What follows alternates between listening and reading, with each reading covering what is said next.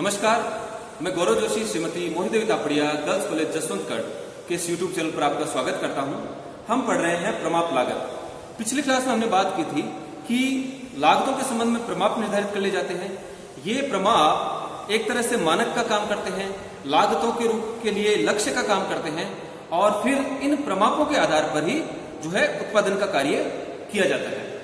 जब उत्पादन का कार्य समाप्त हो जाता है तो वास्तविक लागतों की गणना की जाती है। अब वास्तविक लागतों की तुलना प्रमाप लागतों से की जाती है और यह देखा जाता है कि लागतों में कितना अंतर आया है। तो वास्तविक लागत और प्रमाप लागत में जो अंतर है वो अंतर विचरण कहलाता है, वेरिएंस कहलाता है। अगर वास्तविक लागतें प्रमाप लागतों की तुलना में अधिक है तो ऐसा अंतर प्रतिकूल अंतर कहलाता है और अगर वास्तविक लागतें प्रमाप लागतों की तुलना में कम है तो फिर ऐसा अंतर अनुकूल अंतर कहलाता है। तो इस प्रकार से विचरण ज्ञात कर लिए जाते हैं और अंतर ज्ञात कर लिए जाते हैं और इन विचरणों के कारणों का पता लगाया जाता है और विचरणों के कारणों का पता लगाकर फिर जो है प्रबंधकों द्वारा सुधारात्मक उपाय किए जाते हैं, नियंत्रणात्मक उपाय किए जाते हैं, यानी कि फिर भविष्य के लिए करेक्टिव एक्शन लिए जाते हैं। तो जो विचरण है, विचरण प्रबंधकों के नियंत्रण कार्य में एक तरह से सहायता प्रदान करते हैं। तो हम पढ़ रहे हैं प्रमाप लागत और इस प्रमाप लागत में हम पढ़ रहे हैं सामग्री विचरण, standard cost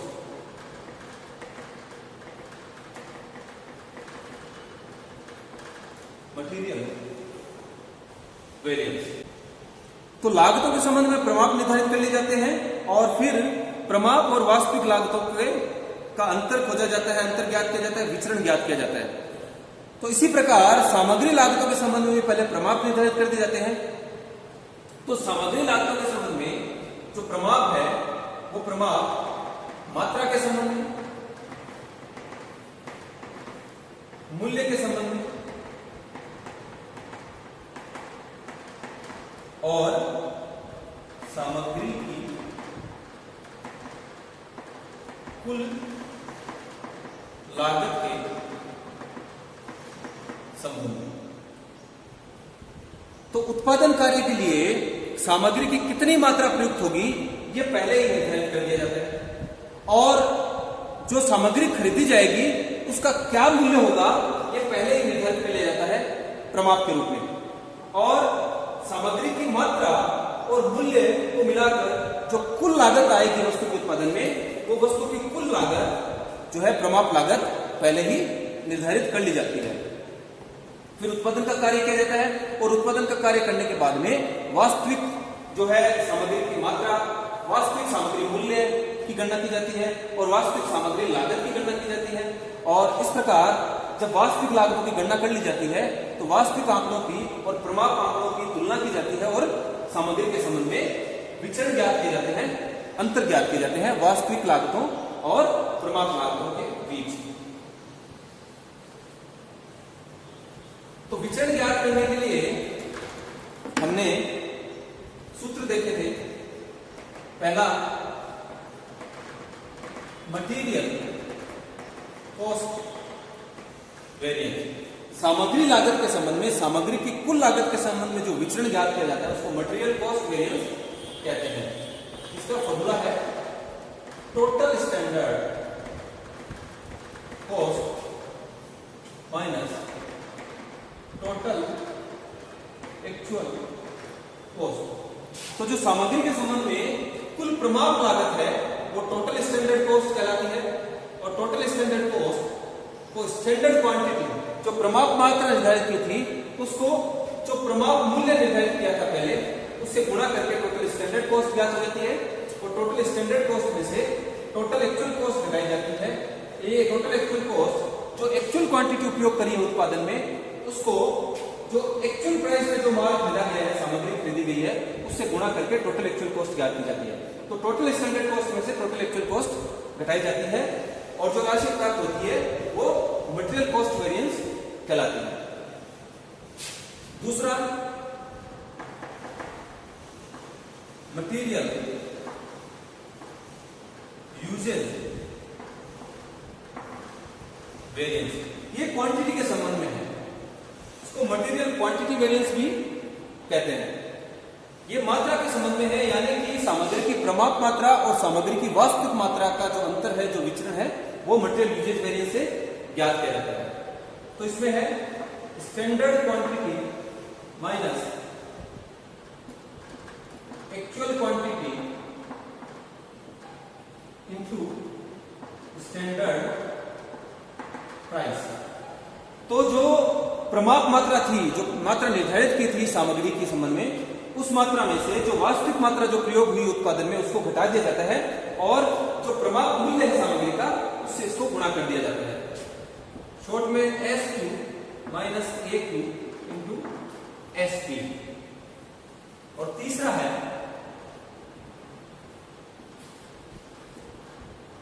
material price variance. इसमें standard price minus actual price into actual quantity, यानी कि सामग्री के खरीदने के लिए जो मूल्य हमने निर्धारित किया था, प्रमाप निर्धारित किया था, उस सामग्री के मूल्य में से जो एक्चुअल मूल्य पर जो माल खरीदा गया है, वास्तविक मूल्य पर जो माल खरीदा गया है, वो वास्तविक मूल्य घटा दिए जाते हैं प्रमाप मूल्यों में से और एक्चुअल क्वांटिटी से गुणा कर दिया जाता है। तो जो राशि प्राप्त होती है वो मटेरियल प्राइस वेरिएंस या सामग्री मूल्य विचरण कहलाती है। इसको शॉर्ट में लिख सकते हैं SP minus AP into AQ। एक उदाहरण लेते हैं। मान लीजिए कि प्रमाप मात्रा, किसी वस्तु के उत्पादन में जो प्रमाप मात्रा थी वो 50 किलोग्राम, सामग्री की जो प्रमाप मात्रा है वो 50 किलोग्राम निर्धारित की गई और प्रमाप मूल्य, सामग्री का प्रमाप मूल्य था 10 रुपया प्रति किलोग्राम। यानी कि कोई वस्तु बनाई जा रही है और उस वस्तु के संबंध में ये पूर्वानुमान है, ये प्रमाप निर्धारित किया गया है कि इस वस्तु के निर्माण में 50 किलो सामग्री लगेगी और इस सामग्री का मूल्य जो है 10 रुपए प्रति किलोग्राम पर यह सामग्री खरीदी जा सकेगी। प्रमाप मूल्य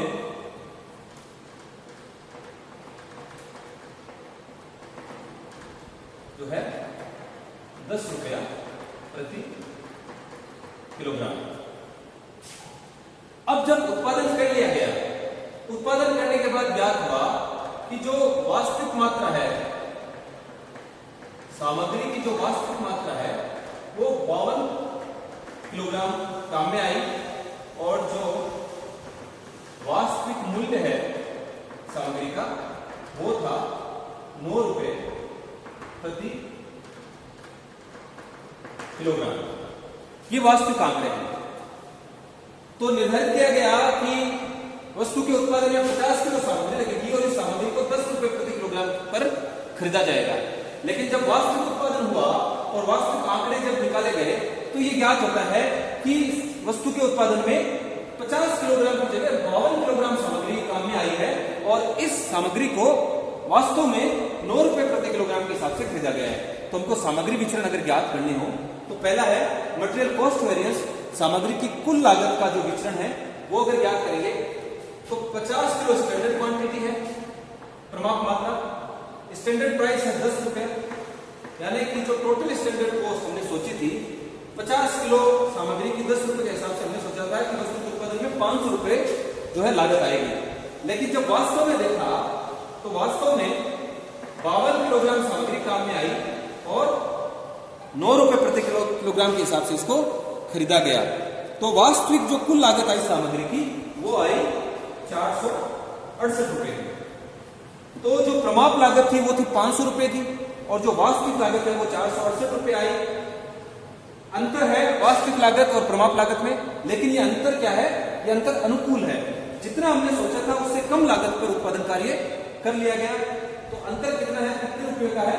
ये 32 रुपए का अंतर है और ये एफ है, यानी फेवरेबल, अनुकूल विचरण है, ये अनुकूल अंतर है। इसी प्रकार मटेरियल यूजेज वेरिएंस ज्ञात करते हैं। यूजेज वेरिएंस सामग्री की मात्रा के संबंध में ज्ञात किया जाता है। तो प्रमाप मात्रा स्टैंडर्ड क्वांटिटी हमने सोचा था 50 किलो लगेगी, लेकिन वास्तव में 52 किलो सामग्री उपयोग हुई और स्टैंडर्ड प्राइस है 10 रुपए प्रति किलोग्राम। तो 50 किलो मात्रा सोची थी कि उत्पादन में प्रयोग आएगी, लेकिन एक्चुअल में 52 किलोग्राम मात्रा लगी, यानी कि ज्यादा मात्रा, सामग्री की ज्यादा मात्रा उत्पादन में काम आई है। तो ये जो विचरण है, ये जो अंतर है, ये प्रतिकूल है, एडवर्स है। तो यहां 20 रुपए का एडवर्स विचरण आ रहा है।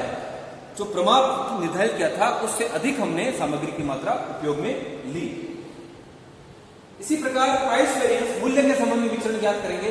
तो प्रमाप निर्धारित किया था, स्टैंडर्ड प्राइस है 10 रुपए, हमने सोचा था कि 10 रुपए प्रति किलोग्राम के हिसाब से जो सामग्री खरीदी जाएगी, लेकिन वास्तव में जो है 9 रुपए पर सामग्री खरीदी गई और एक्चुअल क्वांटिटी से इसको गुणा कर देंगे। एक्चुअल क्वांटिटी है 52 किलोग्राम। 10 रुपए हमने सोचा था कि 10 रुपए पर सामग्री खरीदी जाएगी, लेकिन वास्तव में 9 रुपए खरीद ली, यानी कि जो है कंपनी को फायदा हुआ है।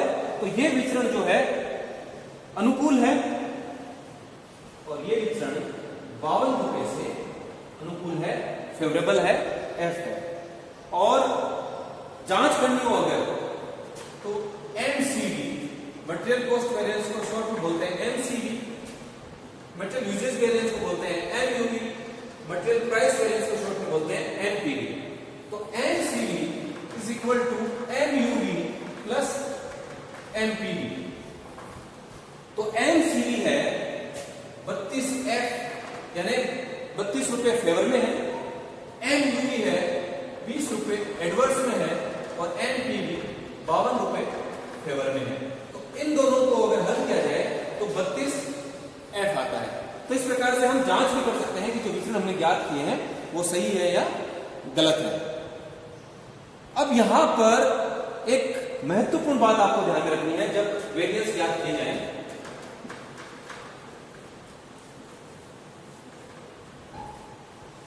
जब हम वेरिएंस ज्ञात करते हैं, करते हैं तो हम प्रमाप लागतों की तुलना करते हैं उत्पादन, जो वास्तविक उत्पादन लागत है उसके साथ। तो ये जो टोटल स्टैंडर्ड कॉस्ट है, जो हमने सामग्री की जो प्रमाप लागत निर्धारित की है, वो किसी उत्पादन के पीछे निर्धारित की है। हमने एक प्रमाप उत्पादन में निर्धारित किया होगा।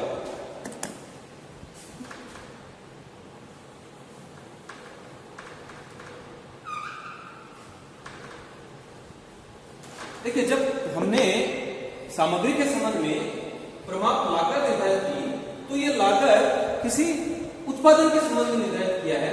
किसी प्रमाप उत्पादन के पीछे हमने सोचा कि इतनी प्रमाप लागत आएगी, टोटल स्टैंडर्ड कॉस्ट आएगी।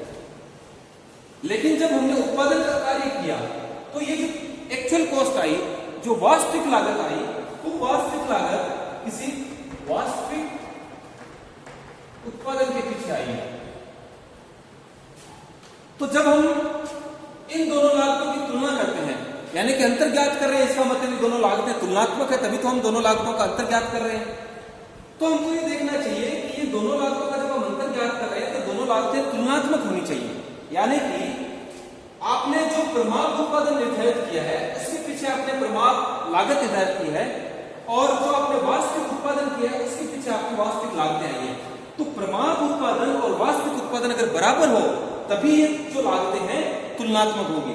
उदाहरण के लिए समझते हैं कि आपने ये निर्धारित किया कि अगर 1000 इकाइयों का उत्पादन किया जाएगा, प्रमाप उत्पादन है 1000 इकाइयां, अगर 1000 इकाइयों का उत्पादन किया जाएगा तब ये जो है जो प्रमाप लागत आएगी।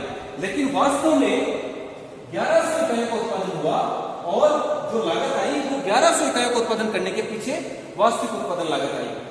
अब ये दोनों जो लागतें हैं ये तुलनात्मक नहीं है, क्योंकि टोटल स्टैंडर्ड कॉस्ट है 1000 इकाइयों के लिए और जो एक्चुअल कॉस्ट है वो 1100 इकाइयों की है। अब अगर हम अंतर ज्ञात कर लें इनके बीच में, तो ये स्वाभाविक है कि जो टोटल एक्चुअल कॉस्ट है वो ज्यादा आएगी, और इस प्रकार से अगर विचरण ज्ञात कर लिया जाए तो ऐसा विचरण जो है गलत होता है। तो ये तो सामान्य बुद्धि वाला व्यक्ति भी ये कह सकता है कि ये दोनों तुलनात्मक नहीं है, क्योंकि आपने परिमाप लागत जो सोचा था वो 1000 इकाइयों के पीछे सोची थी, लेकिन आपकी जो वास्तविक लागत है वो तो 1100 इकाइयों के उत्पादन करने पर आई है। तो इन दोनों लागतों को पहले तुलनात्मक बना लिया जाए।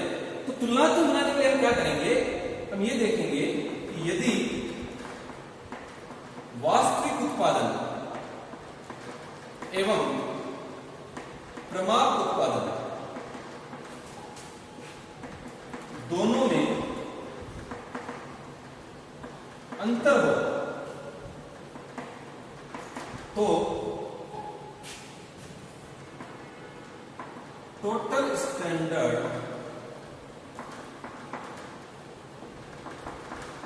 ये बहुत महत्वपूर्ण चीज है क्वेश्चन हल करते समय। तो यदि वास्तविक उत्पादन एवं प्रमाप उत्पादन दोनों में अंतर हो तो जो टोटल स्टैंडर्ड कॉस्ट है, जो कुल प्रमाप लागत है, टोटल स्टैंडर्ड कॉस्ट को वास्तविक उत्पादन के संबंध में ज्ञात किया जाएगा। यानी कि टोटल स्टैंडर्ड कॉस्ट को तुलनात्मक बनाने के लिए हम वास्तविक उत्पादन के संबंध में उसको जो है ज्ञात करेंगे, रिवाइज कर लेंगे। कैसे करेंगे?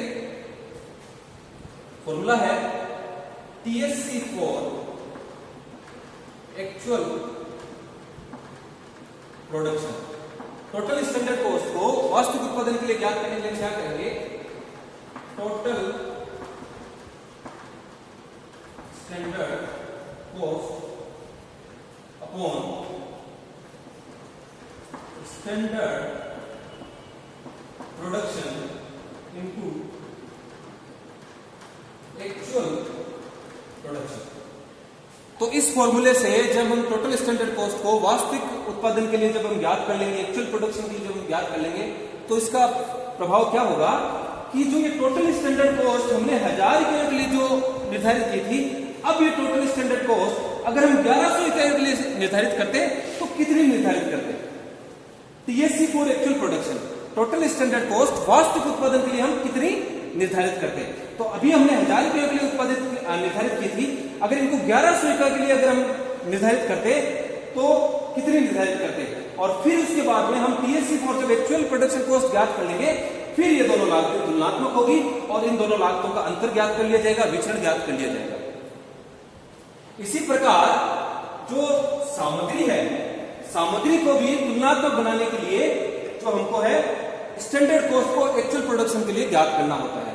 क्योंकि हमने मान लीजिए कि 1000 इकाइयों का उत्पादन सोचा था, अगर 1000 इकाइयों के प्रमाप उत्पादन के लिए हमने अगर कोई क्वांटिटी सोची थी और वास्तविक इकाइयों का उत्पादन 1100 हुआ है, तो 1100 इकाइयों के उत्पादन में जो क्वांटिटी प्रयोग में आई है वो स्वाभाविक तौर से वो ज्यादा ही काम में आएगी।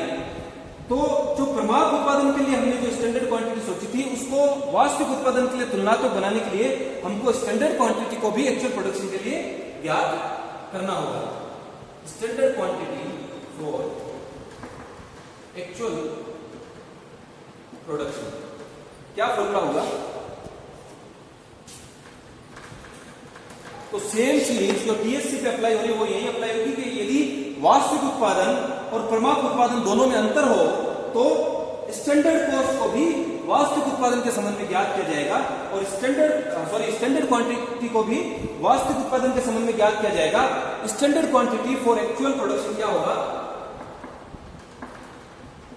Standard quantity upon standard production into actual production.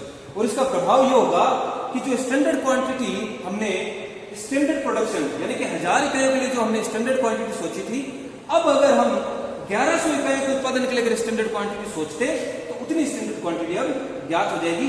अब ये स्टैंडर्ड क्वांटिटी जो है एक्चुअल क्वांटिटी से जो है तुलनात्मक है और अब इन दोनों के अंतर के बीच में अंतर ज्ञात किया जा सकता है, विचरण ज्ञात किया जा सकता है। तो इस प्रकार से ये महत्वपूर्ण चीज है, ये चीज आपको ध्यान में रखनी है जब टोटल स्टैंडर्ड कॉस्ट और जब जो मटेरियल कॉस्ट वेरिएंस और मटेरियल यूजेज वेरिएंस जब ज्ञात किया जाए और वास्तविक उत्पादन और परमाप उत्पादन अगर इन दोनों में अंतर हो तो इन दोनों को रिवाइज करना होगा। टीएससी को एक्चुअल प्रोडक्शन के लिए ज्ञात करना होगा और स्टैंडर्ड क्वांटिटी को भी एक्चुअल प्रोडक्शन के लिए ज्ञात करके रिवाइज करके और फिर ही विचरण ज्ञात किए जाने चाहिए।